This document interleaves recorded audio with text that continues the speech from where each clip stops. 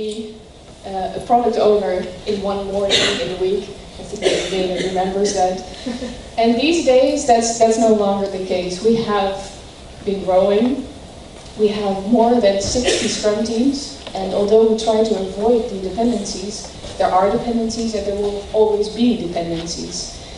So the question that we've asked ourselves, and we'll be asking ourselves that over and over again, is how can we manage those dependencies in a more efficient way, in a faster way, and also for product owners and Scrum teams with a lot less frustration. And the speaker that we have today, Klaus, can help us with that. And Feike, Frederike, Lonneke and Dennis and Marcel and I, we saw Klaus in Poland. And during his talk we were thinking, oh my god, this story is about us. This man has been a spy undercover here in the plaza, of course, so many months, because in his story there were so many similarities to our story. And that's a good thing, because that means that we're not the only one, and the problem that we have is solvable. Klaus, I have to look up the biology. You started your career as a computer scientist, and Klaus is known for his Kanban expertise. He won an award, the Bricket Key Award for Outstanding Achievement and Leadership within the Kanban community. And today he will inspire us to improve business agility, and he will talk about what that means, because the point for us is not to have a lot of extremely agile teams, because we already have them, but the point is to have extremely fast interaction between teams and on management level.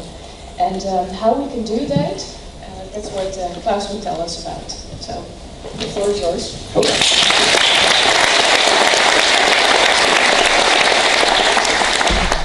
Good morning, everybody. Good morning. Oh, nice. Cool. Yeah, thanks for the kind introduction, Yuri. Yeah, my name is Klaus, and as you can probably hear, I have an accent. So I'm not a native English speaker, I'm from Austria. And that's a good thing. When I say Austria in the Netherlands, everybody knows where it is, right?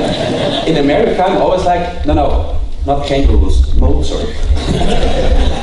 They were like Australia. Okay, so yeah, today I want to talk about rethinking agile. That's basically the headline of the talk, and the subtitle, I think that's what it is about. Why agile teams have nothing to do with business agility. And we will hopefully find out that there's a difference between agile teams and business agility. So the story Yuri just talked about is yeah, exactly that what I'm trying to share with you today. So I'd like to talk about the company, and this company, well, they had, let me say, some problems, some troubles. So the point is, this company wanted to improve time to market. I think everybody knows time to market, that's a good, yeah? And in this particular company, it was something like, okay, we are just too slow. It's not only that our products can, are delivered quite slowly, it's also about we are no longer proactive. So we wanted to be differentiators, but what we are doing is we are totally no differentiators. We're just following what others are doing in the market. So not a good thing. So we want to be pilots and not passengers. The other thing is exploit opportunities in the market. That's a good thing to have. But in this organization, it was like, okay, when they set up their project, the opportunity was already gone. Also not a very good thing to do. And you probably heard about all these buzzwords like blockchain, yeah, artificial intelligence, machine learning, and all these new business model and all this stuff. And they were like, okay, there is a future somewhere out there. And if we want to be part of this future, we need to deliver faster in the end. So this was the situation this company was in. And they were like, well, if I take a look at this, we need to become agile. Because with agility, we can basically solve all these problems, right? And they were like, okay, let's start an agile journey. Agile means, in the first thing, we need to set up cross-functional teams. Have you heard about cross-functional teams? I think so. There's a lot of Scrum knowledge in the room. So, yeah, cross-functional teams. So we wanted to have everything on board so that one team can deliver customer value. Good thing, actually. What else? They were like, okay, we want to build product teams. So the idea is really that one team is only working on one product and not more. It's a smart idea, because what you're doing, you're removing dependencies, right? So cross-functional product teams, one team only working on one product. Fantastic. What else? They were like, okay, let's not be too dogmatic. The teams, they can choose their favorite agile method. So it's not about a Scrum, whatever, revolution, or everybody has to do Kanban or stuff like this. They were like, okay, teams can choose their method. There are only some, let's say, minimum requirements. And the requirements were like, okay, each and every team needs to have a visualization. They were like, it's really important that we see what the teams are working on. So the idea is, whenever someone went or goes to a team, you basically just see what this team is working on, where the problems are, and you basically get, in very short time, a good overview of what's going on in this team. What else? Another requirement was stand-up meetings. I think you also heard about stand-up meetings, right? Short, let's say, tactical meetings in front of the board, where it's about to figure out, okay, how are we going through the day, kind of. Fast feedback loop. Makes sense, right? Because you can react quite quickly to changes if you have something like this in place. What else? They were like, retrospectives is a good thing. We also heard about retrospectives, of course, right? So that's an improvement meeting. They were like, okay, when we want to become better, it would make sense to have something like an improvement engine running. So each team needs to do retrospectives. And another thing was measurements. They were like, okay, Agile is not about only everybody loves each other. It's also about, okay, we really want to improve. So we want to have some tangible results that we can see. So each team needs to measure the lead time. Lead time is a metric about how fast are we delivering. And each team needs to deliver throughput. Throughput means how much are we delivering. Yeah, and if we see that these numbers are improving, we are on a good way. And if you take a look at this, and you have read one of the Agile textbooks, no matter which one, you're probably like, awesome! I mean, they really got it, right? So no matter which textbook you open, this is exactly what you need to do, right? Cross-functional teams, product teams, everything just great. Yeah, cool. So, how did they approach this Agile transformation? Well, the first thing they came up with was a 1.5-year transformation plan. Well, this is kind of my humor, actually, you know? So, we are trying to become agile, and the first thing that pops up in our mind, let's build a project plan for it. We will talk about this a little bit later, maybe not the smartest move, yeah? But okay, that's what they did. So, project plan. What's in this project plan? Well, we're talking about roughly 600 people, and these 600 people, they need to somehow receive basic Agile training. You probably heard about this. Agile is not so much about the practices. Agile is a lot more about the mindset. Have you heard about the mindset? The Agile mindset? Yeah? So, what they basically did, they did something like an Agile mindset training. Yeah? So 600 people went through this Agile mindset training, and then in the project plan they could say, okay, Agile mindset, check. Established. Not sure if it's working like this, but okay, still. So we got this basic Agile mindset training. Then, of course, the reorganization was carried out. So in the end, they throw up all the people in the air, and they landed somewhere else in the organization, and then it's working. Yeah, kind of cross-functional product teams. What else? Agile was implemented team by team. So this means they trained the Scrum Masters, they trained the product owners, the team received another whatever Scrum training, not only about the mindset, now also about the practices. The same is true for Kanban, the Kanban system design, and so on and so on. In the beginning, this Agile initiative was supported by 16 external coaches.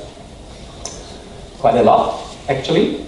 It's good if you are a consulting company. But if I take a look at what these guys are doing here, I mean, that's quite a lot. We're talking about 600 people. If you only try to establish the mindset in a one-day training for 600 people, this is a couple of training days you need to deliver, right?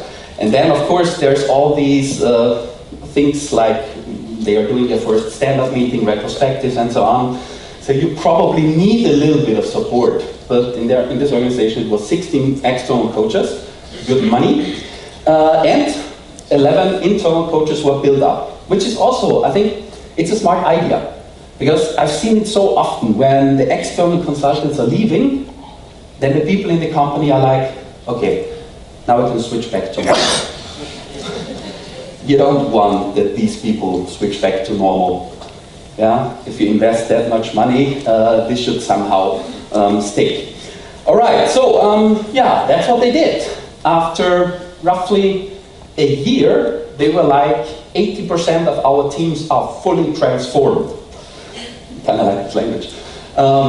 Yeah, so this means the teams were working with the boards, we were seeing the retrospectives, metrics were captured, and the feedback from the teams was, okay, and really almost every team was like, okay, collaboration and communication improved. So in the end, it's like, if we take a look at our project plan, we could check quite a lot of these things, and we could say, okay, well, everything's great, right? Well, there was one thing, metrics. You remember? In the beginning, they were like, each team needs to capture 2 metrics.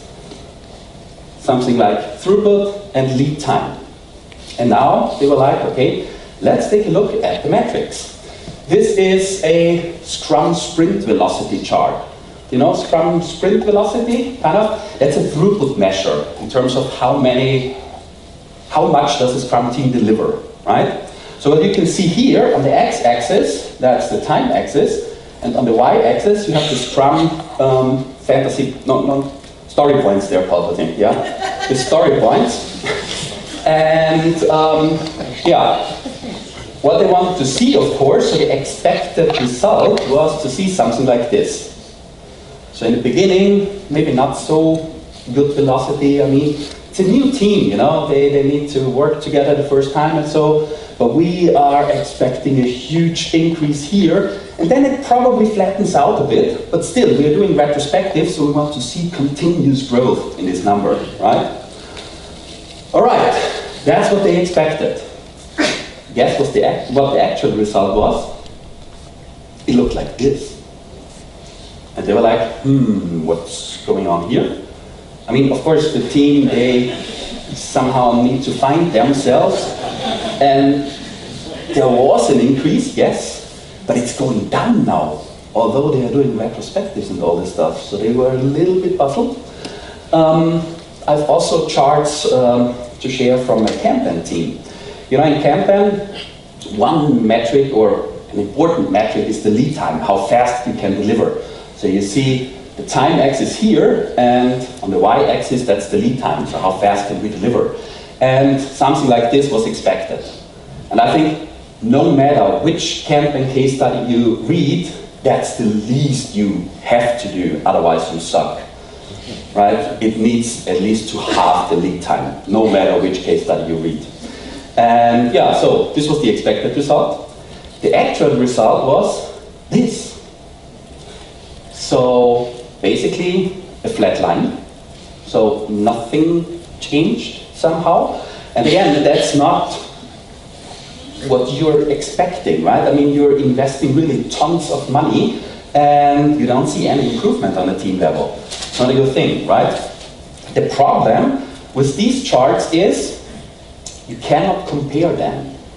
You know, they have new teams now. We're talking about new cross-functional product teams. So this metric, or this team, did not exist before. So I cannot say, maybe this is even really good, because I cannot compare it, right? However, there was one metric in the organization which was already in place before they started their agile journey. This was time to market of their projects. Right? They call it now initiatives because it sounds way more agile than projects, but in the end it's pretty much the same, right? And yeah, that was the trend. So the trend was time to market of their project was going up, and then they expected, okay, we are doing now this agile transformation, probably it will go up because, I mean, we are changing the entire organization, and that's of course not for free, but then time to market should go down. Because that's exactly why they are doing this agile transformation. You probably already guess what the result was. The actual numbers looked like this. You know, and this really hurts. Because they invested a shitload of money, and you see that the one thing that you're trying to achieve, you just don't achieve it, it's getting worse. And yeah, when they looked at this chart, they were like, what the fiddlestick is going on here? I mean, this doesn't make any sense, right? So, yeah, this was actually where they basically called me in. So they heard me speak at a conference about local optimization versus global optimization and stuff like this. And they were like, well, maybe this has something to do with what you're talking here in our organization. Could you come and take a look what's going on in our organization? And exactly at this point in time, I pretty much had the same information like you have now in the room. Just had a phone call and they were explaining this kind of stuff, what they were doing. This was more or less the information I got. I think it would be a good point in time if we pause for a quick reflection. Please somehow stick your heads together with your neighbors, and yeah, what do you think is the problem? The point is we don't know, right? But probably have some assumptions. So stick your heads together, and what do you think is the problem? Only for 3 minutes. Time is running. So, who's willing to share some of your hypotheses or assumptions? What do you think is the problem? Just shout it out and I will repeat it so that everybody hears it.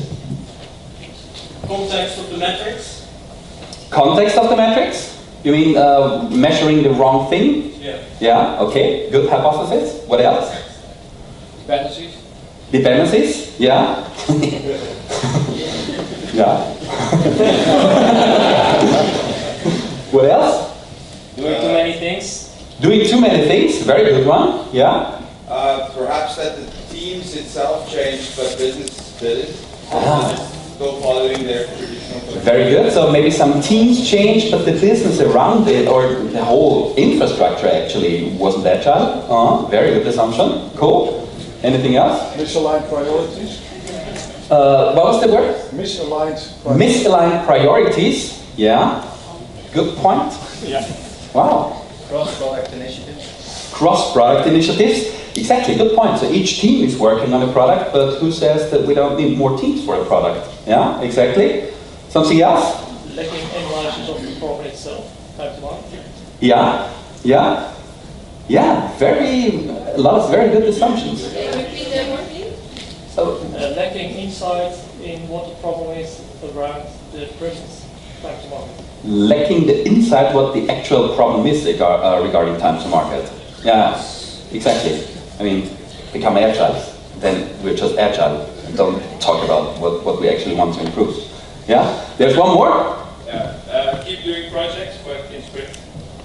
Okay, project within, sprint within projects. Yeah, so. Agile kind of. Yeah. Yeah, exactly. Yeah. Very good, very good. Wow. Yeah, there's really quite a lot of assumptions in the room where I was like, yeah, this could be the problem. But still, in the end, you don't know. So if in doubt, ask. Right? So what I did, I basically went to this organization, and I think it was only 1 day or 1.5 days or something like this. And yeah, what I did, I pretty much started the conversation.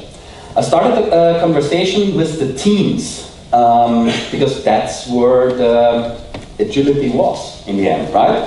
And yeah, we already talked about dependencies. That was really something I found out, not a good thing in this organization. So one thing was really cool. No matter which team I visited, there was a board, which is just fantastic because you could just start a conversation. So this is how you work, kind of. And yeah, well, the boards, if you simplify it, they pretty much follow this pattern. So we have something like a backlog, then the next column is what we committed to deliver next.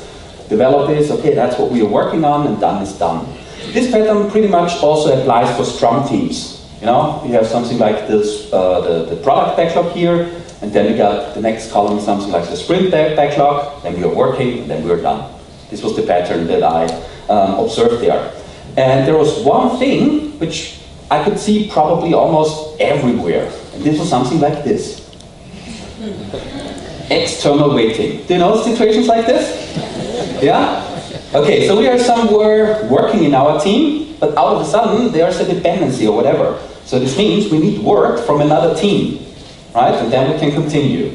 So if we think this through a little bit, what's going on in this organization? So let's assume really each and every team has one of these boards. This means there needs to be a second board somewhere in this organization from team 2. And when something goes into external waiting from team 1, this means this creates demand for team 2. Team 2 is working on it, and when they are done, we can basically unblock our work item up here, and we can continue to work, right? So that's what's going on in a situation like this. So I was like, okay, let's draw something like a dependency chart. So I went to the teams and I was just asking like, okay, what are your dependencies? Not the exceptional dependencies which only pop up, don't know, to Easter time or something like this, but really constant dependencies. And yeah, it looked like something like this. So there were a whole lot of dependencies. And here we are only talking about 8 teams. 600 people, you could probably figure that's more than 8 teams. But the question is, why are there so many dependencies? Remember, they did cross-functional product teams, and they did it to exactly reduce these dependencies. Well, I think there are 3 main reasons. One reason was already mentioned before. Yes, one team is only working on one product. That's a good thing. However, you need multiple teams that are working on one product, right? So let's assume these 3 teams, each of these teams is only working on one product, but they are together working on the same product. Of course, there are dependencies, right? What else? I think it was also mentioned, the products were not independent. I mean, if the company is large enough, I think everybody knows something like this. If you change something in this product, we need to change something in that product, in this product, and in that product. So there were dependencies among the products. And 600 people. I personally have never ever seen in my life a company which is doing knowledge work with more than 30 people without dependencies. I personally, right? So yeah, just to give you an impression how this could like in real life, that's the dependency chart from a team in the finance sector, or company in the finance sector, and this is only the dependencies from this team, from this cross-functional product team, to be precise. So all the other teams around, they are also cross-functional. And it's really, I mean, there's even like indirect dependencies. This means, you know, these greenish cards here, this means this team needs something from that team, or actually this team, but this team cannot deliver it. It gets the result from these teams, and then they deliver to this team, and they deliver back. So, and this is just one team. Now imagine you're doing this chart for the entire organization. So that's one freaking spider map, kind of, yeah? And yeah, whenever I think of dependencies, there pops up a picture in my mind. A picture of a keyboard. So let's assume our organization is a keyboard. And what we are doing is we are somehow in the writing business. So we write stuff for our customers. All right, so let's structure our organization. We have team 1, 2, 3, 4 here. Team 1 is only pressing the numbers buttons. Team 2, Q, W, E, R. Team 3, ASDF, and so on, right? And now there comes the customer, and the customer wishes us or wants a love letter from us. But we need to think of how we can deliver this love letter, right? In an organization with 600 people, you probably have some more than only 4 teams. In an organization with 600 people, your keyboard looks pretty much like this. For each and every key on your keyboard, you have a team pressing it. You have an M team, an H team, an J team. You know, that's a German. You have a scharfes S team. You know scharfes S? Yeah? Okay. Each and every organization, of course, needs an A team. Without A team, you're basically screwed. Yeah? And now, let's imagine we optimize all these teams. And let's imagine it works. We have the best B team on this planet. When they start to hit the B button, smoke is coming out of the keyboard. And let's assume it works for each and every key on this keyboard.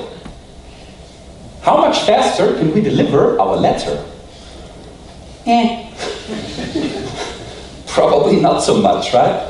So when it comes to using a keyboard, it's not so important that I can hit each and every key very, very fast. It's much more important that I press the right key at the right time. This could be even a little bit slower. But if I make sure that I hit the right key at the right time, I can finish the letter quite fast, right? So what does this mean about organizations? For organizations, it's not so important that each and every team is working completely fast. High-performing teams, I never got this concept, right? It's way more important that we make sure that the right team is working on the right stuff at the right time. That's where the performance is in. To make sure that the right team is working on the right stuff at the right time. And that's, of course, not me who came up with something like this. There's a guy called Russell Eckhoff, and Russell Eckhoff already said that the performance of the system, or a system, is not the result in optimizing the parts. It's the product of their interactions. The product of the interactions. So if we take apart an organization to the single parts, you somehow end up at the teams. And Russell Eckhoff says, if you optimize the single parts of the organization, you don't win anything. You need to optimize the interactions. So if we transfer this Eckhoff quote to agile organizations, we could say that agility of an organization has really nothing to do with, a lot of agile teams running around in your organization. An agile organization is an organization where you basically have agile interactions between the teams. So we shouldn't focus on the teams. We should, of course, we should also focus on the teams, but it's way more important to optimize the interactions between the teams. Does it make sense so far? Yeah? So they did this cross-functional teams, which in the end, I love cross-functional teams. I really love cross-functional teams because you reduce a lot of dependencies, right? So if you go from, functional silos to a cross-functional team, that's a good thing. But a lot of organizations don't think about the interactions. This means you go from functional silos to cross-functional silos. And in the end, you haven't gained any improvement with this. And this was my very first finding in this organization. Everything was just on the team level. They totally didn't pay any attention about the interactions, agile interactions between the teams. Yeah, this was my first finding. So the idea is that we stay a little bit in the problem mode. I have 4 problems in total to share with you, and then we switch to the solution mode. Okay? So we stay in the problem domain. Problem number 1, no agile interactions between the teams. What else? The flow. We could talk a little bit about the flow. So, again, a simplified team board looked like this, and I somehow started to challenge the flow. Like, is this everything what I'm seeing here? So, first I was like, okay, you guys are developing, and then you are done. This means customer value achieved, the customer is completely happy, and everything is okay. And they were like, no. So after development, there is of course integration going on. Okay. Yeah, that's good information to have. Look, let's just put another column on the board. So you're developing, then you're integrating, And then customer is completely happy. They were like, well, no. Of course, we need to do something like acceptance testing. Okay, good information to have, so let's put up another column. But after acceptance testing, customer is completely happy. No, of course we need to ship it and release it. Okay, so that's good information to have, right? If we see something like this, we could also ask, okay, how often are you doing this? Integration and stuff like this. And the result was this. We're doing integration on a monthly basis, and 4 times a year we are doing acceptance testing and we are releasing our stuff. We want to improve time to market. I think we identified some levers here to pull, right? But I didn't stop asking here. I was like, okay, that's the downstream basically, but what's going up here to the left of the board? So there's the backlog, there's your vision in it, whatever your strategy and the greatest idea, and you immediately start to develop it. And they were like, oh no. You need to know, this is only the development backlog. Okay, good to know. So if there's something like a development backlog, is there another backlog? Yes, of course, because there's the product backlog, and then we need to analyze it, and then it goes into the the development backlog, and then we can start developing. It's like, okay, again, good information to have. But here in the product backlog, it's really like, that's the idea, and we start working. And they were like, guess what? Not really. Well, our process pretty much looks like this. So we have something like a pool of new ideas. The first thing that we're doing is we're doing a triage of these ideas. Then we are writing a rough business concept. This rough business concept waits for a steering committee. The steering committee basically approves the rough concepts. Then we are writing a detailed business concept, which again waits for approval. And then we are in the product backlog. So if we zoom out a little bit, the process looks like this. Now we can again ask, how often does this take place? The result was something like this. On a monthly basis, we are doing the triage. 4 times a year, the steering committee meets, and on a yearly basis, we are approving detailed business cases. So that's really good information to have, right? Remember, we want to improve time to market of our ideas. What was this organization doing? They were like, development, identified, right? Let's put agile here into development, and we're so fucking agile, it's just awesome, right? Well, I'm not sure. I'm not so sure, right? So if you see a process like this, and the one and only thing you could think of about, let's improve development, or let's make development agile, you're missing a whole lot here. It's often the case that this part of the process takes, in this case, at least 1 year, even longer, 2 years. And then when everything is approved, it's like, we need it tomorrow. Yeah, we can do this, but it sucks. Because it doesn't make any sense, right? So I think the point is we need to take into consideration the entire value creation chain, not only a very small part of it. This is probably agile software development. Fair enough, right? But this has nothing to do with business agility. This organization is lame on the market like before, so nothing changed in this case. And this was, more or less my second finding. And it was really like, okay, only a very small part of the value creation chain was considered in their agile transformation, and there was totally no end-to-end management of the value stream. Does it make sense? Yeah? Finding number 2. I have 2 more to share. The next one is about the strategic portfolio. That's also, a good thing to talk about. But before we talk about the strategic portfolio, let's go back to the team boards, because it has something to do with the team boards again. On the team boards, we could see numbers above the columns. Any idea what this could be? Limits, WIP limits, exactly. WIP means work in progress or work in process, and they are limiting the work in process. which is a very good thing to do. So Scrum teams, so this means they don't start an infinite amount of work items, they only start, in this case, let's say 8 work items, and you need to finish one of these work items before you start a new work items. And that's a good kind of behavior, because that stops starting and start finishing, right? So we optimize for finishing work and not for starting work. In Scrum teams, they probably didn't have these explicit WIP limits like here, but they were working in sprints. And for 2 weeks, basically, the scope of the team was fixed, which is pretty much the same like a WIP limit for 2 weeks, right? So you finish this kind of stuff for the 2 weeks, and then we can talk about new stuff.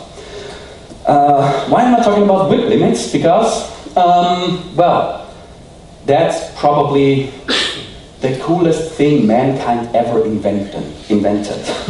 So we don't have time to dig in all these things, but you reduce switching overhead, time to market is going down, cycle time is going down. You reduce cost of delay. Cost of delay, a very huge measurement, at least almost no company is talking about this. So delivering late is not for free. Predictability goes up, and so on and so on. So really, WIP limits are just the best. So these guys, they were doing WIP limits. And it also says time to market goes down. But we could see time to market was going up, although they are using WIP limits. How is this possible? Well, when we talk about limiting our work in progress, there's, let's say, a fine print. And this fine print, probably, I don't know, 99% of the organizations haven't read this fine print. So I brought it a little bit bigger here. The point is, it's not about limiting any item in your organization. When you want to achieve the benefits of work in progress limits, you need to limit exactly these items where you want to see the benefit. Yeah? So what does this mean? In this organization, they were working on initiatives, which is a big thing. What they did, they split these initiatives into epics. You know the splitting? Yeah? Then they split the epics into stories, and they split stories into tasks. Okay? So, we want to improve time to market of initiatives. What do we need to limit? Initiatives, exactly. They started their agile journey on the team level. I, as a team, where do I have access to? Exactly, stories and tasks. So that's a problem. So the teams, they really limited their work in progress. It was really like a discussion with blood sometimes. Yeah? They limited their stories and their tasks, but they were still working on 1,000 initiatives in parallel. So don't be surprised if you don't achieve the benefit of work in progress limits, if you don't limit this element where you want to see the improvement taking place. That's very crucial, okay? So where in the organization can we limit the initiatives? Board of directors, maybe? Yeah? So this is somewhere on a portfolio level, right? And hopefully on something like a strategic portfolio level. Because the idea is to limit the number of initiatives in the organization, because we don't want to work on stuff, we want to deliver stuff. Right? Yeah. I mean, I would get somehow nervous if I always hear from my people, okay, I'm working on it, I'm working on it, I'm working on it, I'm working on it. It would make me totally nervous. Working is way too expensive. Yeah, people need to deliver, because that's where we actually earn money. Working is just spending money, and it's just really very expensive. And if you don't limit the number of initiatives in your organization, everybody is working all the time, perfect, but you don't deliver, right? So the point is, yeah, on a strategic portfolio level, you should limit the number of initiatives that are going on in the entire organization, because you want to make sure to deliver value and not to work on stuff. And this is something which was completely not in place in this organization. Okay, there were some, don't know, Excel sheets around with some projects in there and initiatives and so, but really a strategic management, like aligning all this stuff to the strategy, limiting it to deliver value, totally not in place. This was basically my third finding. Yeah, no agile strategic portfolio management. Does it make sense? Yeah? I think that's really important when it comes to time to market, right? All right. So that was number 3. I have one more to share. And that's a little bit about the change process. Yeah, it was also interesting, let me put it that way. Remember this slide from before?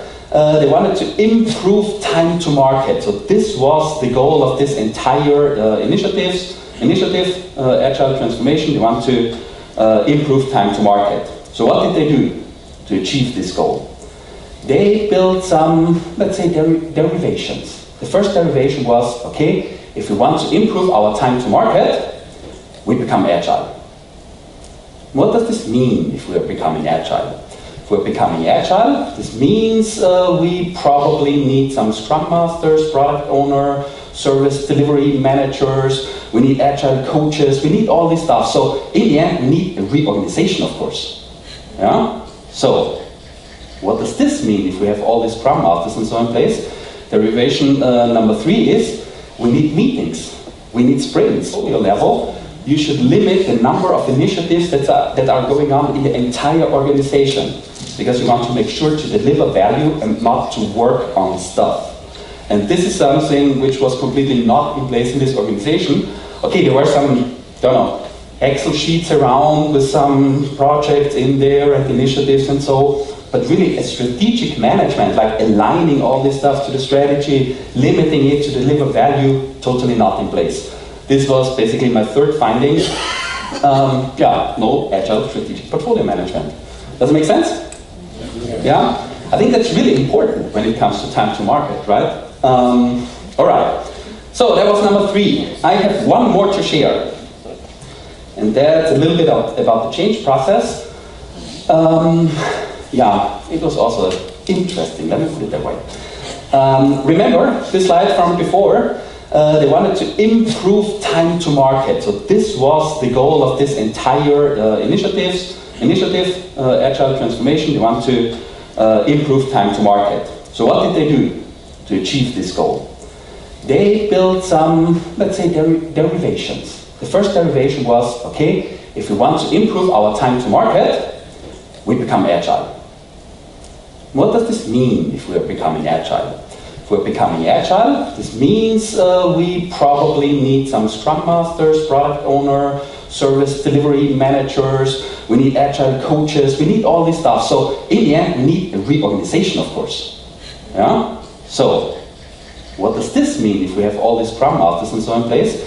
Derivation number 3 is we need meetings, we need sprints, we need committees, we need all this stuff somehow in place that this works, right? Stand-ups, replenishment. We need to have all this in place. So what was going on here? We started somewhere, we want to improve time to market. Then we basically built some derivations. And in the end, this organization ended up in really interesting discussions. In discussions like, is it allowed that the product owner joins the retrospective? Now, huh? What are you guys talking about? We are talking about opinions. Wow, Kanban is much better than Scrum because there are no sprints. No, Scrum is much better than Kanban because there are sprints. And I'm like, what's going on here? You guys want to improve time to market, and you're discussing about stuff that this just doesn't matter, right? So the point is, don't lose the goal out of your sight, right? If you apply an agile method, you only try to reach that what the recipe says in the end. So it's not about what we want to achieve, it's about to become a Scrum company. I mean, who on this planet wants to be a Scrum company? I totally don't care as a customer. If you're doing Scrum, okay, well, what? Want to buy goods. That's my problem, right? I don't care about whatever you guys are doing. So this agile method is only a means to an end. So don't make a religion out of it. I think that's really important, and always focus on the stuff you're actually wanting to improve. And there was also this other thing going on in this organization, this thinking, like currently we are such an ugly kind of square. But we don't want to be an ugly square. What we actually want to be is a shiny star. Yeah? So, how do we get from such an ugly square to a shiny star? We write a transformation plan, of course. Right? Well, I don't think this makes a lot of sense. So, if you really want to become agile, agility starts with the change process. That's where the agility starts. It doesn't make any sense to set up a waterfall process to become agile. And what I see too often in these transformation plans is the very first thing, we need to do a reorganization. Yeah? Org chart. That's the very first thing we think about. So as I already said before, in the end we basically throw out all the people in the air, they land somewhere else in the organization, and then it works. Yeah? So Peter, you go to the office of Mary, and I don't know, Paul, you go to Hans' office, and we change around the people, and then it works. Because it's just everyone is sitting with the right people in the right office, and it works. I'm not so sure, right? Do you know about the Spotify model? Yeah. Yeah? Awesome, right? If we just have the right, tribes and chapters and squads and whatever in place, and it works. Well, this guy is Cliff Hazel. So, there's a background picture. This guy is Cliff Hazel. He, a good friend of mine. He's the tribe chapter lead of the Agile Coaches at Spotify. And I did an interview with him, and in this interview he's like, the Spotify model, yes, this is something how we ran the company in 2012. So it could work if you're exactly in this situation that we were in 2012, then it probably works also for your company. Today we're doing it, by the way, completely different. Yeah. And he's like, okay, the Spotify model just doesn't exist in the end. Because the Spotify model is be the best in getting better. That's what we are doing. So the point is, it's not about copying a model, it's about having a learning loop in place which basically makes you better all the time. And that's what Spotify is doing. So if you're copying the Spotify model now, have fun. So this is when we always, I don't know why, but we always target on the org chart. Maybe it's because it's so simple, because we see visible results. You know, you can move all these boxes around and you see, here's a new boss and here we have a whatever tribe, and so this is somehow a visible result. But again, me as a customer, I totally don't care about this, right? If I go to bol.com, we'll order something, deliver now. That's what I want to see, right? So I don't buy your org chart. Totally not. What I want to see is something like this. There's not only the organizational structure, there's also the operational structure. There's something like a value creation chain in your organization. Here you have some kind of idea or a customer order comes in. This is somehow rooted to your organization, and in the end, the customer is happy. That's the thing we need to optimize. Yeah? So the point is, it's not about optimizing, okay? And let's have another 3 minutes discussion. How does the problem statement resonate with your personal experience? 3 minutes.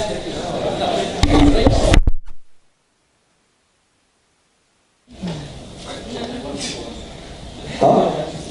Exactly. You mean all of it? Is there something which resonates a little bit more than the other? He'll understand that. Okay. Yeah, it's not one product. Okay, I see. What else? Portfolio, strategic portfolio is a missing or is a pain point. Okay, what else? Good so far? Okay, so I'm not talking about something which doesn't apply at all to your organization, so that's already actually very good. So yeah, we were in the problem mode now, so let's switch to the solution mode. Yeah, 4 problems we got. What are the solutions to these problems? Well, I think we have time in the afternoon somehow. We could dig deeper in all of these solutions, of course, with a smaller group, I mean. But just to give you an overview what we basically did in this organization. Well, let's talk about the agile interactions. Yeah? Yeah, I like this one. So, yeah, what does it mean, agile interactions? Remember, it was this dependency kind of thing. So what did we do? Well, remember, one problem was that multiple teams are working on one product. So what we basically did, we built product boards. What does this mean? So let's assume these 3 teams are working on product 1. So what we did, we basically locked some members of this team to a room for a day, and we were like, figure out how you guys are delivering value. Right? And we basically did this for all the products in the organization. I mean, it's quite easy to find out who's working on which product, and then just get the teams together and figure out how you guys are working together. And the result was something like product boards. Product boards where multiple teams are coordinating their work in front of this board. Some of the teams, they still have their team boards. Some teams were like, okay, well, actually we don't need the team board anymore. This product board is totally sufficient for us.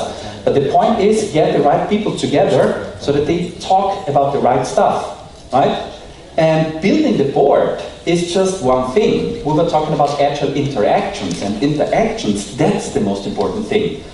The board itself doesn't change anything. The board is just a dead object somewhere. You need to get the people in front of the board and talk to them. So what we did is, we did product stand-ups.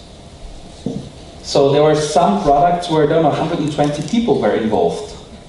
But still, these 120 people did a stand-up meeting. Of course, not as one big group. What they did is that each team sent delegates to the stand-up meeting. They were having the stand-up meeting in front of the product board. Then they were going back to their team, and then they were having a stand-up meeting there. So we could make sure that basically the information is flowing between the teams, and we could address dependencies whenever they pop up. And we were having a discussion among the teams who could actually solve the problems.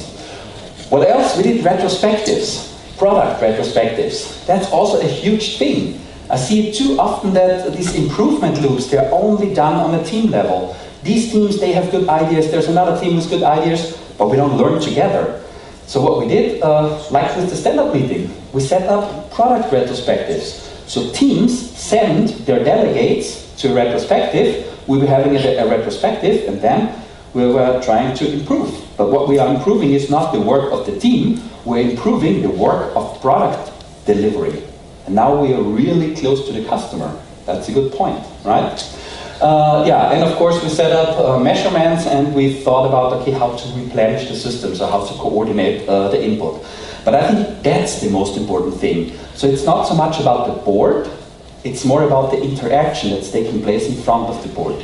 Because boards don't solve any problems, it's human beings who are solving problems. And they just need to see the problems, basically, and talk about it, and then really magic happens. Yeah? There's a question. Was it difficult to define the product? The question was it difficult to define the product? Yeah. Yes, it really was. Because there were so many dependencies, and the question is, where does the product start, where does it end? Yeah. So we were like, okay, in the end, we want to optimize value for the customer. So we were only looking about, okay, where do we have contact with the customer, and how do we basically fulfill the customer's wish? And that's what we defined as a product. The problem was, of course, that a lot of teams were involved in this customer journey. But still, that's what you need to do. Because, again, I, as a customer, I give a shit about your teams. Sorry, right? I want value delivered. Yeah, and that's what we put into focus here. Yeah, and again, it's not an easy thing to do. But if you think about it, the good thing is when you come up with a board, you always need to know what you see in front of the board. What you see is the latest state of misunderstanding. We think that the world works like this, but then, unfortunately, there's reality. And it's much easier to change a board than reality. Right? So that's a good way of thinking about it. The latest state of misunderstanding. Try it, and if it's not working, change it. And then you are in the Spotify model, actually, because that's what they are doing since the beginning. Do still rules apply like a team only works on one product? The question was if there's still rules apply like one team is only working on one product. In the beginning it was the fantasy that it looks like this, but when you come up with these product boards, you see that multiple teams are needed in multiple products. And that's a very good point. Thank you. We've discussed before because that's exactly what I'm trying to talk about now. So what we basically did with these product boards, we could not, the dependencies are still there, right? But we manage them. So basically here, I don't throw work over the fence and I say do it for me and then it comes back eventually. Now we are actively managing all these dependencies within a product. However, there are still dependencies remaining. Remember, if I change something in this product, I need to change something here and there and so on and so on. So what we did? Well, we basically built what I would call an operational portfolio. It's the difference between a strategic portfolio and an operational portfolio. We built operational portfolio boards. And it basically looked like this. So we were identifying the products with the most dependencies. And again, we came up with a board where we see these dependencies among the products, right? And again, the board is only one part of the equation. The way more important thing is that you establish agile interactions. And that's again what we did. We did portfolio stand-ups. So people, delegates, representatives from the single products met in front of this board. We were having a stand-up meeting and people were going back to their products and having a stand-up meeting there. Yeah? And again, it's all about managing the dependencies. You will never ever set up an organization without dependencies. They're always there. But you need to find a way how to manage them, right? Yeah, again with what we also did was retrospectives. It's also really great. Retrospectives on product bridging group more or less. It's really great learnings in there. Yeah, and of course, more comments. So this was basically the two things we established to manage the dependencies. One thing was build product boards, and if you have dependencies among the products, build operational portfolio boards. That's what we did here. Yeah, and it's again about only managing the dependencies. And whenever we could, of course, we remove dependencies. It's also an ongoing process. Probably it was like, okay, it would make sense to merge these two teams. And the cool thing is not I, as management, merge these two teams, but while we are talking in front of this board, the teams came to this conclusion. Wouldn't it better if we somehow, work closer together? And then the reorganization somehow took place, but just in parts of the organization. Does it make sense? It's really, it triggers the right conversations. That's what we need. Yeah? How often did you do this portfolio stand-up? This portfolio stand-up, this is the operational portfolio stand-up twice a week. So Tuesday and Thursday. Yeah? Klaus, I have a question with regard to the trade-off between removing dependencies, so putting it in the team, and managing dependencies. If you want teams to be really autonomous and to feel like entrepreneurs and to have their own product to really work on and to make the impact with, how does it relate to the very still complex interactions around the product boards and the operational? So which of the two is the sort of primary way to go for it? How do you create autonomy? I try to rephrase the question that everybody hears it, and then we can see if I understood it correctly. So the question was, you will always have dependencies. What is more important, to manage dependencies or remove dependencies? Would this be the short? Yeah. Yeah? I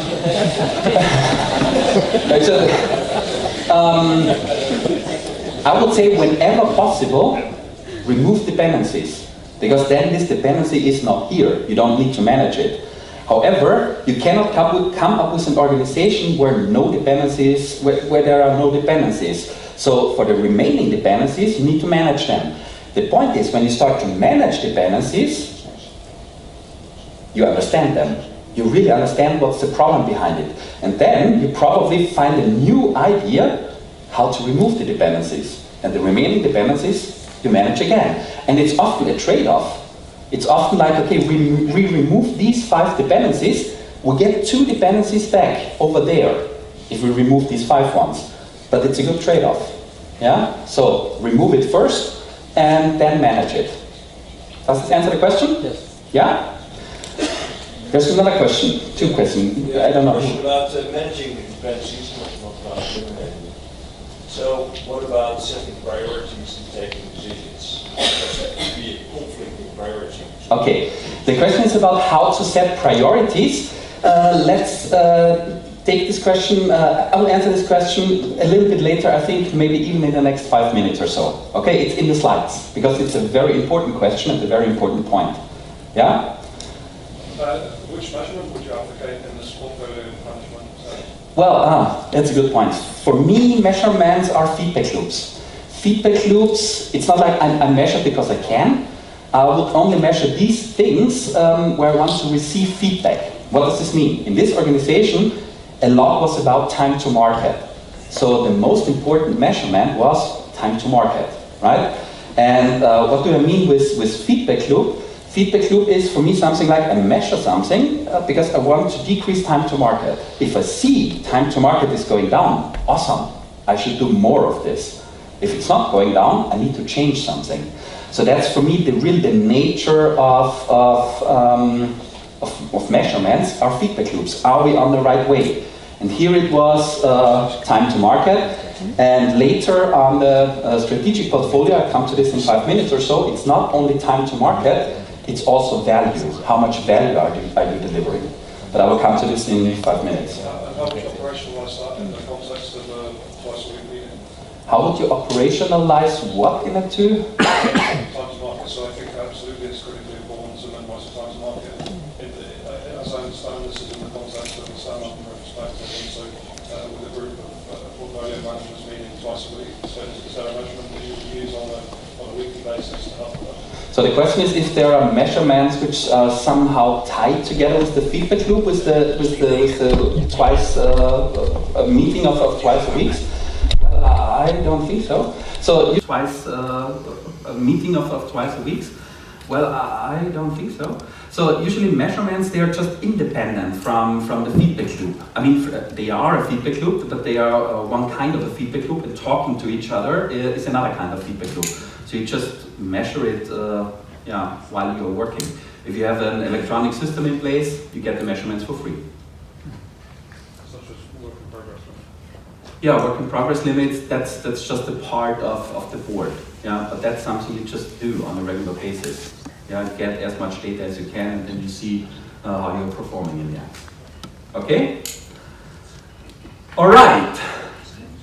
Feedback loops, agile interactions. That was problem number 1.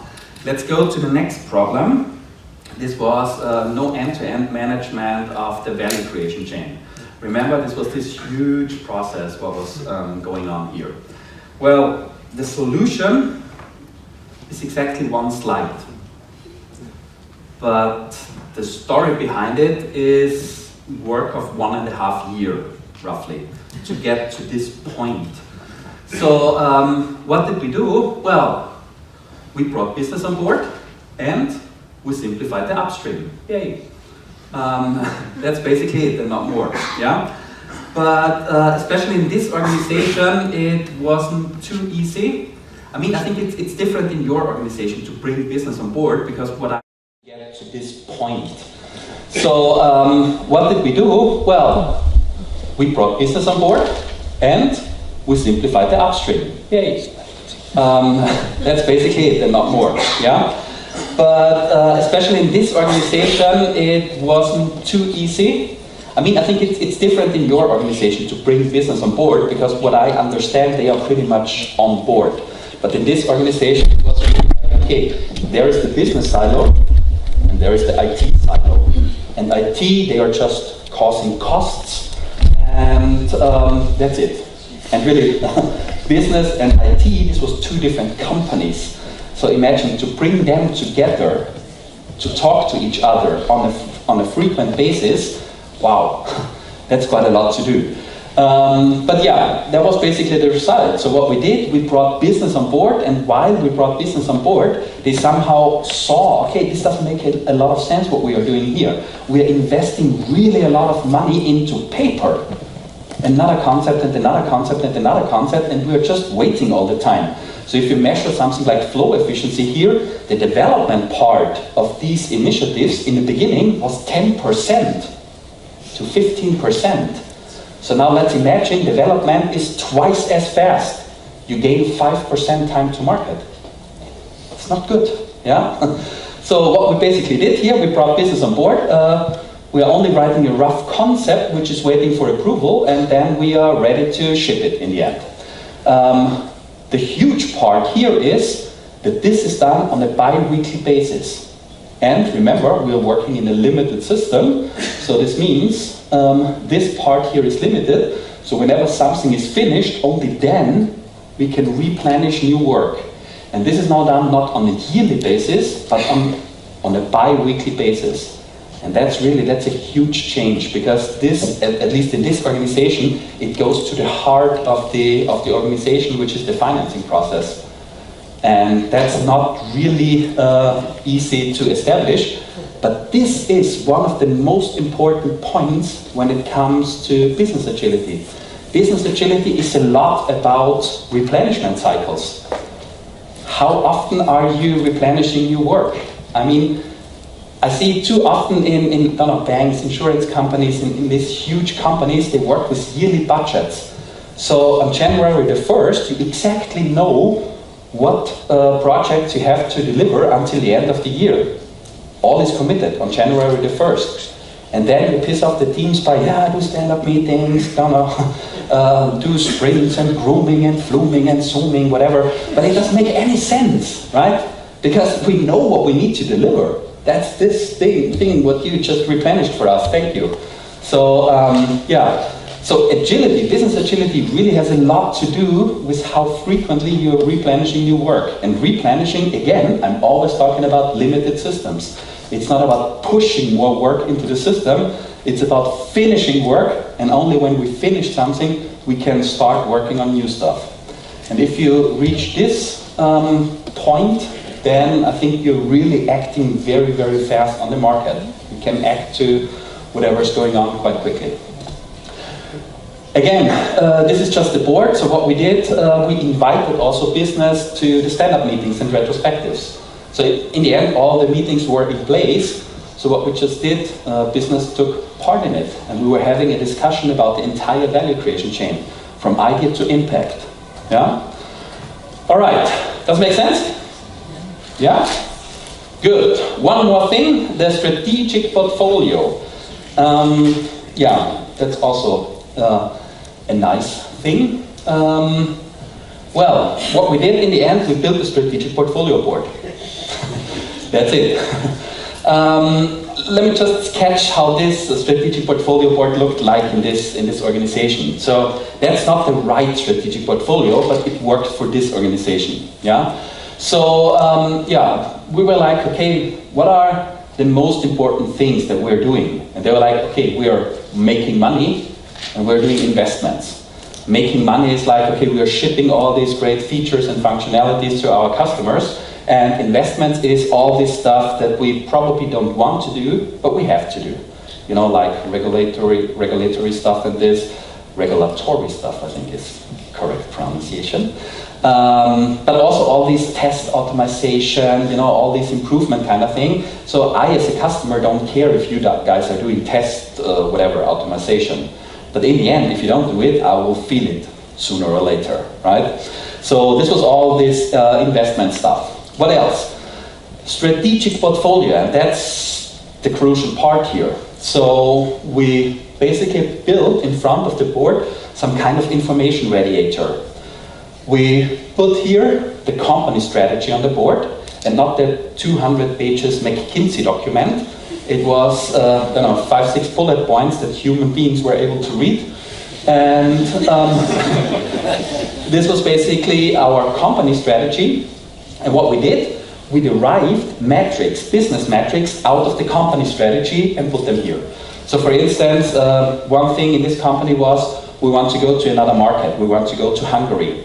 What does this mean if we're going to Hungary? Well, in terms of business metrics, downloads of the app we need to increase registered users, we need to increase listings and stuff like this. So these were the business metrics which we basically, in Hungary, which we basically derived out of the strategy. Then we were like, okay, and how are we working on this kind of stuff? And we came up with some kind of process. And that was our strategic portfolio. And the cool thing here is, whenever you start new work here, on each and every work item, you need to state which business metric you are turning. When you're turning one of these business metrics, your work is aligned to the strategy. Does that make sense? Mm-hmm. So the good thing is, you basically get strategic alignment to the people who are actually doing the work. In a lot of organizations, I see that people are working, and if you ask, why are you doing what you are currently doing? The answer is, because I have to. So it's really, you're very far away from any strategy or so, and this somehow brings back meaning to life of developers, because they know why they are doing what they are doing. So you basically get strategic alignment in the entire organization, and this again, is a real boost when it comes to performance, because people know what they are doing. There's another thing what I want to talk about here. You see there's something like in development, and the next column is not done. The next column is measure success and tweak. And I think that's a very important thing.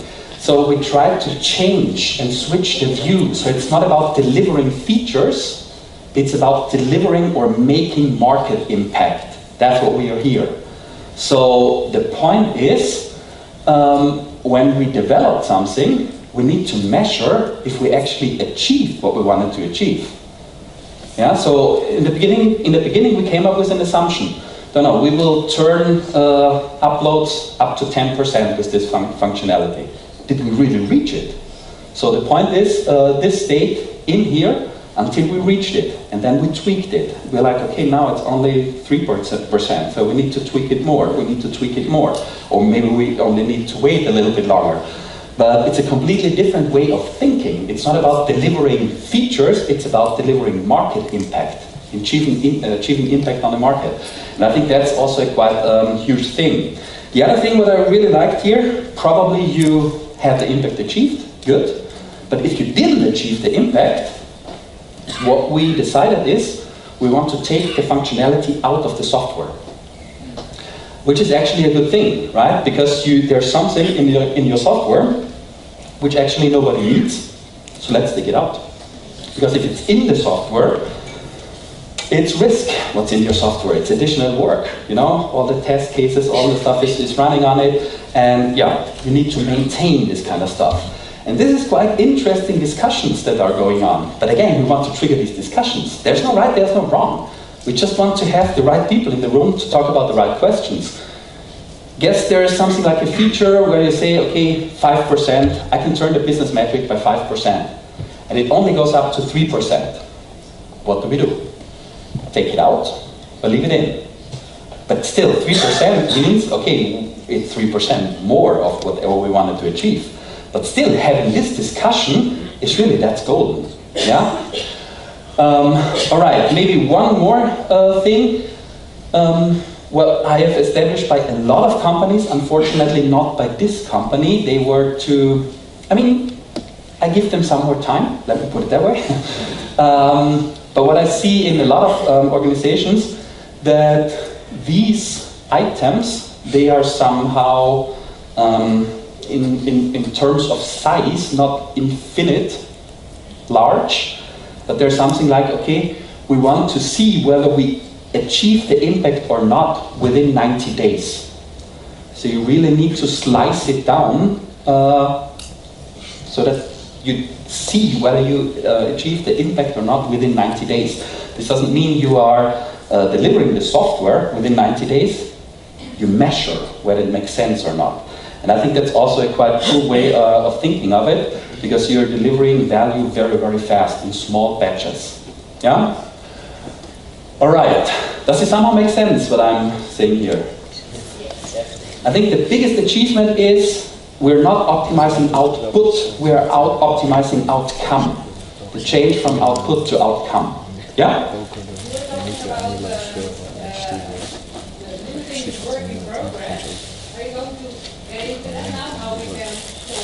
Limiting the work in progress. So the question is, how do we limit work in progress on a strategic portfolio, right?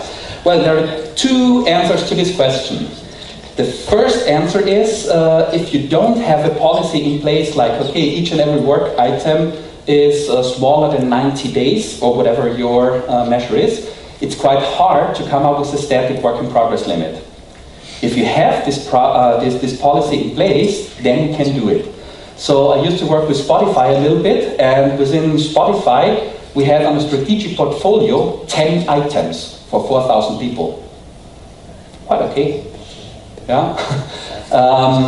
But yeah, if you don't have something like this in place, the problem is if everything has a different size and one thing needs a year, the other one needs 2 weeks, and on one thing 100 people are working, on the other one there are 10 people, you cannot come up with a static work in progress limit. What you're doing is you're having a conversation in front of the board. Like, okay, can we already start on it, or shall we wait that something else gets finished? Does it make sense? Yeah? All right. So this was the strategic portfolio. And of course, you're doing stand-up meetings here in front of the strategic portfolio. Also retrospectives. What do you think? How often are you meeting in front of the strategic portfolio board? Once a year. Okay, that's the beginning. We can start with this. Every week, bi-weekly. Yeah. Yeah, I would also suggest on a weekly basis. You know, I'm working a little bit for Bosch Power Tools. They're doing these drilling machines and stuff like this. Yeah. And in the beginning, I was like, okay, I see us meeting here once a week. And they were like, okay, we thought once all 3 months. So there was a little bit of a gap. And yeah, we started the discussion, and yeah, guess what they are doing now? They meet twice a week. On Tuesday and on Thursday, really the seniorish management, together with people from the organization, meet in front of the strategic portfolio board, and they are having a discussion, what's going on. And that's really, I think that's important, because the point is, if you have a meeting like this on a monthly basis, you need to take decisions within this month. But if you're taking decisions, then this team is talking to this team, and they are having a conversation, and they are taking a decision. And all the others are basically left behind. So, and this is exactly the point where the value of the meeting is going down. Because you're now in a meeting where you're discussing about stuff where you know, okay, within a week it's different, so the value is going down of the meeting. And they were like, okay, no, we need to have this frequently, and if it's too often, we can still do it only once a week. And I kind of like this, yeah? What they also did is, I also kind of like this, they removed each and every appointment, each and every meeting for all people from the calendar. They were like, we only start with stand-up meetings, with improvement meetings, and where we meet with replenishment meetings and nothing else. So they wiped out the calendar of all employees, and then they were like, okay, when we need new meetings, we add them. But there's a reason why we are doing this meeting, right? I think that's really a bold move, and we're talking about, yeah, in total 4,000, but maybe, which is really in the influence here, 1,000 people, but that's a bold move. Remove all the appointments of 1,000 people, right? But it makes sense in the end. Yeah. All right, so again, the point I want to make, one thing is that you have a board where you have all this information on it, which is valuable for organization, and the other thing is you need always think about the feedback loops. It's about the feedback loop, baby, and not about the board, yeah? All right, so one more thing, and then we are almost through. I'm quite chatty, yeah? All right, yes, the change process. Well, I only have a quote from Gandhi, which says, "Be the wish you want to see in the world." And I think, remember this waterfallish change process, I really like this quote. So whenever it comes to something I want to achieve, I want to be the role model for it. And I think that's very important, especially in an agile transformation. It's multiple things. One thing is, the transformation process needs to be agile, be the change that we want to see. And I also think that it's really the duty of top management to be part of this journey. I don't know how it is in your organization, I don't know you guys, but what I see too often in organizations is like, we have this decision in top management, let's become agile, do it. It has nothing to do with us, right? But I think it has a lot to do with top management because they basically they have the power to change things that are basically required. They have the power to change yearly budgets to something more agile. So for me, the very first team in an organization, the very first agile team is top management. Be the change that you want to see, act as a role model, and then hopefully everything will turn out. So we've seen this with, that's another division of Bosch. They were distributed over the planet. They were in Germany, in China, in India, in America, and in Hungary. And what we did in China, we started at the top. So the vice president of Bosch China was basically building the portfolio board, the strategic portfolio board, with his direct reports, and then they started to become agile. And this was a huge sign for the organization, because what we could see, you apply work in progress limits now on this level. So performance was going up, and the teams were like, oh wow, that's not so stressful as before. There's some power in the sticky notes. I also want to have sticky notes. And the teams, they basically started to pull the change, and we were not able to fulfill the wishes of all the teams. But that's really a cool thing, right? That's a good problem to have. So act as a role model. That's what I wanted to say with this slide. Yes, and that's basically it. These were our problems. And I think it makes sense that we do another quick reflection exactly here. So what is the most important conclusion you draw from this story? Another 3 minutes, okay? Short discussion.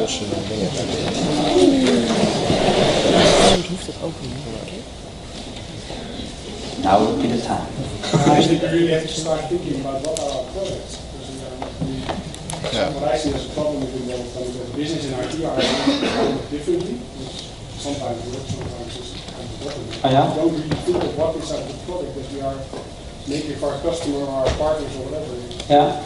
So if I summarize, start thinking about the product. A lot of teams are involved, business, IT, everything. Yeah. So what is the product? Yeah, that's a very good starting point actually.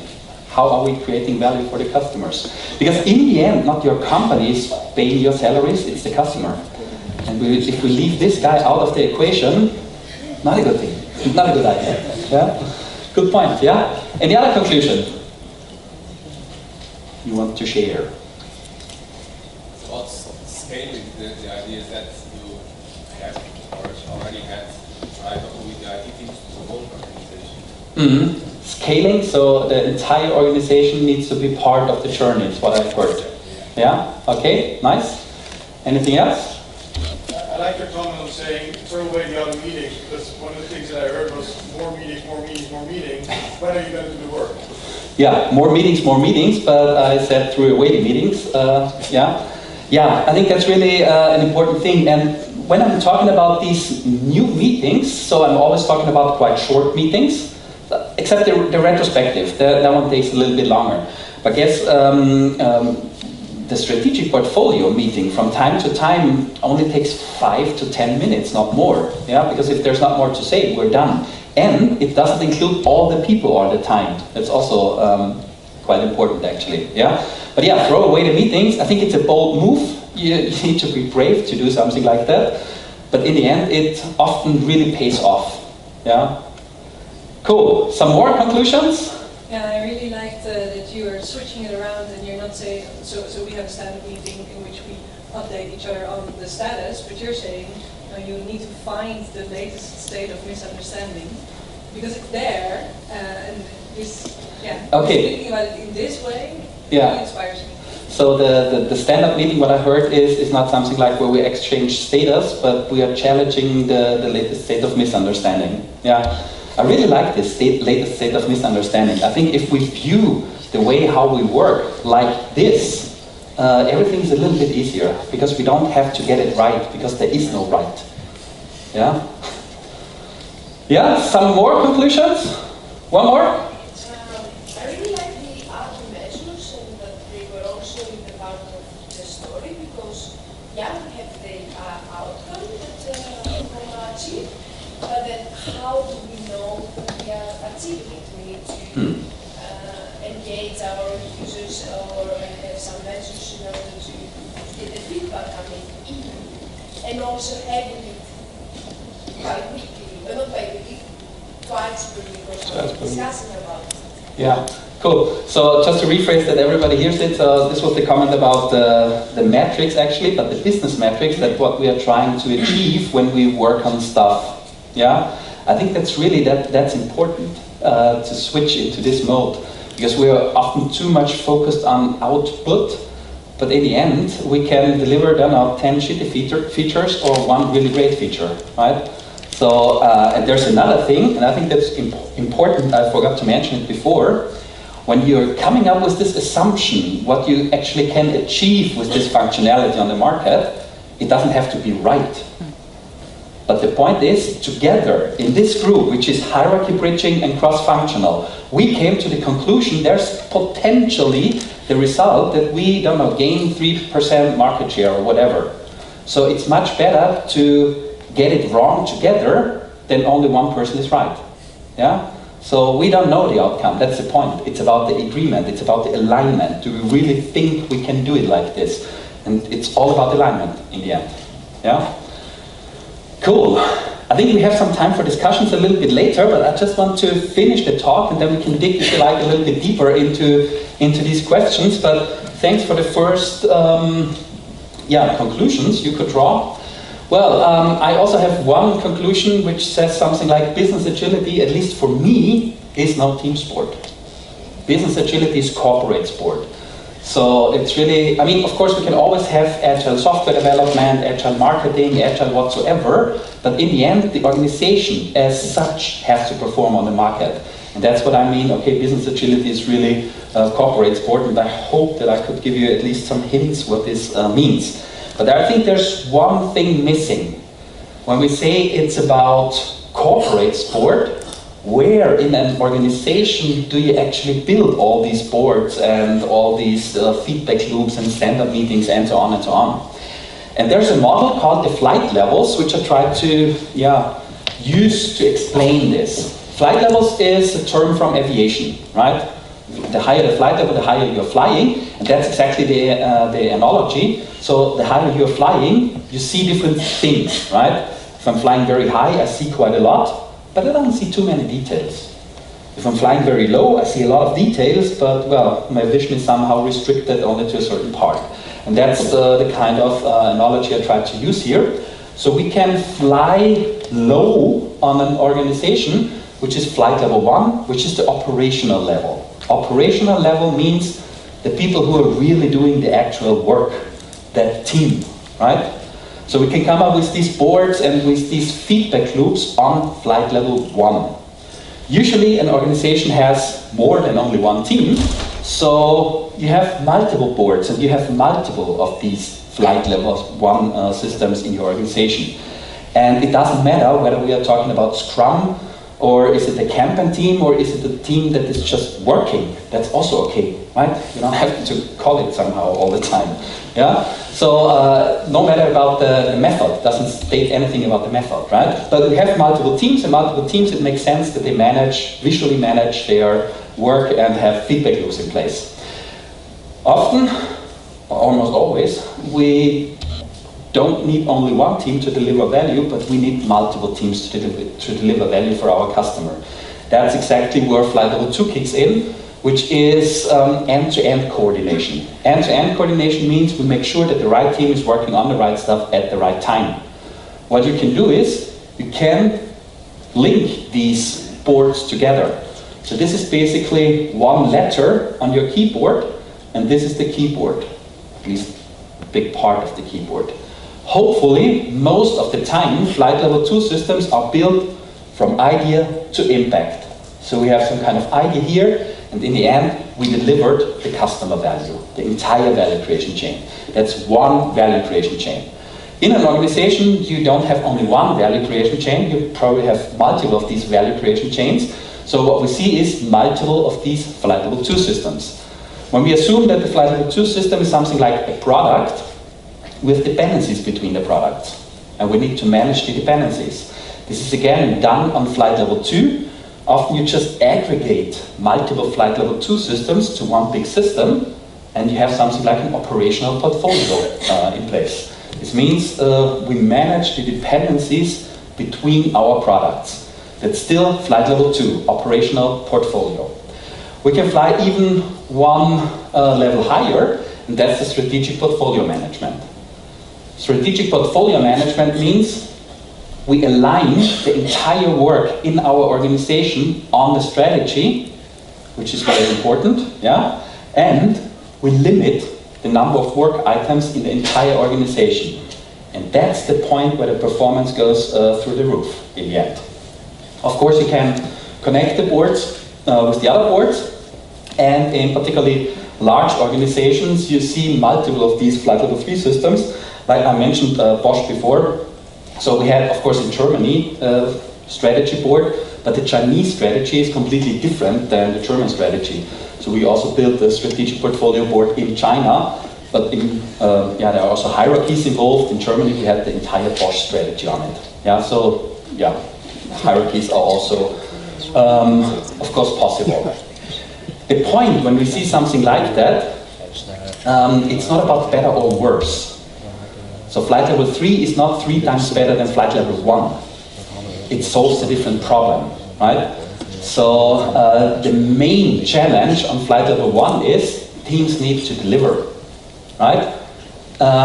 If teams are not delivering, we can take the best strategic decisions on Flight Level 3, teams will still not deliver, right? It's easy like that.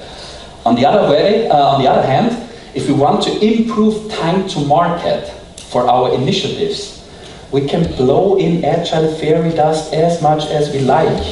On the team level, this won't help. We need to limit the number of initiatives in our organizations. So for me, the flight levels is more like a communication model. A communication model where we can basically start a conversation to find out what do we need to change so that we achieve what we want to achieve. And that's basically the flight levels. The good thing is also you can start on any level, right? So you can work your way up from Flight Level 1 to Flight Level 3, or you start on Flight Level 3 wherever you like, or you start on Flight Level 2. So it's not about better or worse, you can start everywhere. And one more remark, the higher you start, the bigger the leverage is. Yeah? So I would always start as high as I can. Not in terms of legalize it, but of the flight levels. Yeah? So that's the biggest bang for the buck in the end. All right. Yeah, that's the flight levels. That's the question. But how can you should start as high as I can? But how can you prioritize if you don't know how to deliver? Because it can be that you can deliver something quicker, get the value, but you prioritize it low because you don't have the So if I try to rephrase the question, how can we start on flight level 3 if we don't know how to deliver it? Is this somehow? Yeah? So, you are currently already delivering, hopefully. Yeah? So, the point is we just don't change it in the first move. We change this in the first move, and you just keep on delivering what you are delivering, but hopefully, if this is established, you're basically delivering more value because we care about value. You're delivering stuff that's aligned to the strategy and so on and so on. But the way how you deliver is not changed in the first place. Yeah? But then, of course, you could go down the flight levels and you could also work on this. Yeah? So start where you are is one of these principles I kind of like in an environment like this. I mean, you are on the market. You are successful on the market for quite a long time, actually. So you are doing quite a lot of stuff right. Why would you just change everything and see if it's still working? I mean, let's just start where we are and let's see what are the biggest pain points. Let's change this pain point, then go to the next one, to the next one, to the next one. And we don't need any, I don't know, frameworks and posters and stuff like this. That's the best framework. Brain. Yeah, you are allowed to think. Yeah, it's not often. Yeah. So there was another question. Yeah. So I know that you don't read this, but it seems a little bit like a top-down. Thank you. So what's the optimum? You're looking for an optimum between no coordination at all and some prioritization. And to the other end, you have a top-down command and control structure. Yeah. So what's guidance for finding the right optimum? Okay, so try to rephrase the question and I try to, this looks like a top-down structure, but it's not, kind of. So what is the way of looking at it? Would this be somehow okay? As a circle, maybe, I don't know, yeah. But this does not tell us anything about hierarchies in the organization. It just says we need to somehow manage our strategic priorities, we need to coordinate and we need to deliver. And nobody says this is part of top management, not at all. For instance, Autoscout. You guys know Autoscout in Holland? Yeah? So within Autoscout here, everybody is present when they are having their strategic meeting. It's really part from the senior management down to programmers, developers, and they are taking the decisions. If you go, because that's the culture there, because they are like, okay, the developers, they are very near by the customer, they know what the customer wants, so we want to have this knowledge in this circle, right?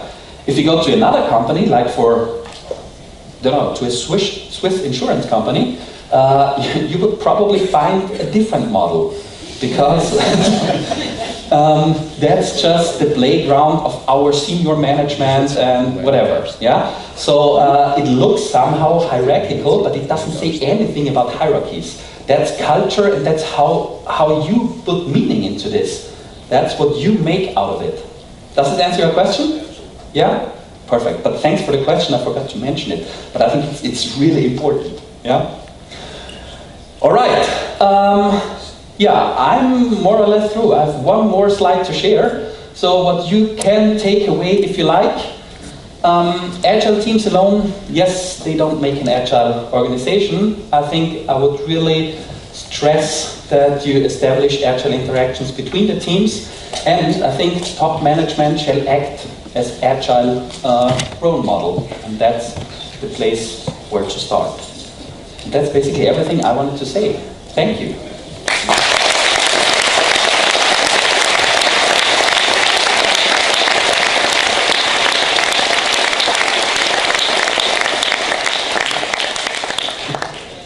Over to you. You know what's going on now.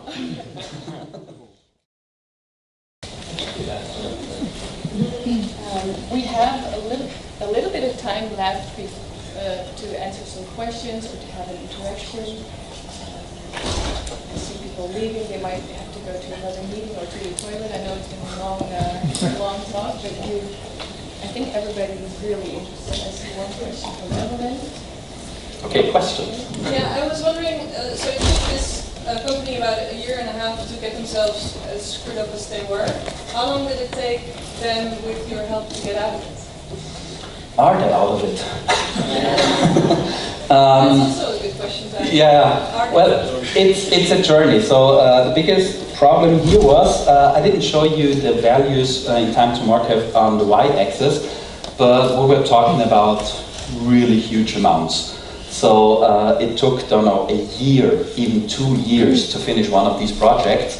So feedback is delayed quite a lot. We shrinked it down, of course. So in terms of metrics, we aren't there to say that's because of everything we did. Might be still a coincidence, I doubt it. But we cannot actually say it. But yeah, you could see the time to market is totally going down. But yeah, we did a lot of changes, you know, we also changed the size of the things. But yeah, they are now really, I mean, it's so many things that happened. They are talking about strategy. They are talking about strategy with the entire company. This wasn't there in the beginning, you know. So there was so many things that changed, and I'm pretty sure it will still become better and better and better. Do you think people are happier working there now? I mean, that's at least what they have something like twice a year. They're doing something like. So the question was, if I think that people are happier working there. So what they are doing is they are doing twice a year, how's it called, a query survey for among the people working there, and work satisfaction went up a lot, really a lot. I mean, it's not so hard in this environment I was talking about, but still, it's a very good sign, you know, if this goes up, and it really dramatically went up. Yeah. So yes is the answer.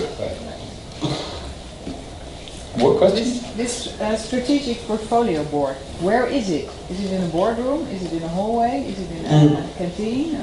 There are so, the best place is somewhere where a lot of people can actually see it, so it's not somewhere hidden. Of course, you always have this safety, security, confidential kind of things, right? So you need to take care of this, that not a lot of visitors are passing by, but it should be somewhere in the middle. You know Otto, the German company? So they have their strategic portfolio, which is for roughly 5,000 people that we built. They have it on 5 really boards like this, and they are on wheels. Because they're like, okay, whenever we are doing a meeting, the strategic portfolio has to be in the room, because yeah, we need to take decisions. So you're not talking about PowerPoint slide or Excel sheets, you're talking about that's our organization, so what do we do? Yeah? So visible is the short answer. And in the stand-up, how many people are there? The question is how many people are in the stand-up? Yeah, that's a good one. So also depends on the company, of course, but 30 to 40 people is a number that I see quite often. It could be less, but then again, it's about hierarchy bridging and cross-functional. So you really need to have someone in place who is doing facilitation. It's not about technical discussions. It's a purely tactical meeting, kind of, yeah? Whenever it goes to technical discussions, there needs to be someone who cuts the discussion and basically identifies who needs to speak with whom, and they are doing it right after the meeting. So it's really just about finding who needs to talk with whom about what, and in the, after the meeting they are doing it. And then you can have these meetings in 10 minutes or so. But if you are having a technical discussion, you are screwed. Because there are 40 people standing in front of the board, talking about maybe 2 people. I've seen it so often. 2 people are having a heavy technical discussion and 30 people are doing like this. I'm completely bored, you know? Yeah, you need to be strict. So we believe in the power of cross-functional autonomous teams. Are you now basically saying to us, surrender to the harsh reality that this is a fiction? Can I rephrase the question? So you believe in the power of cross-functional autonomous teams, and I say that's a lie. Is it like this? Yeah. Well, somewhere in the middle, I said I'm a huge fan of cross-functional teams because it eliminates already a lot of dependencies. But this alone is not enough. No matter how cross-functional your team is, it won't be so cross-functional that there are no dependencies. If you only think of, something like you probably have lawyers.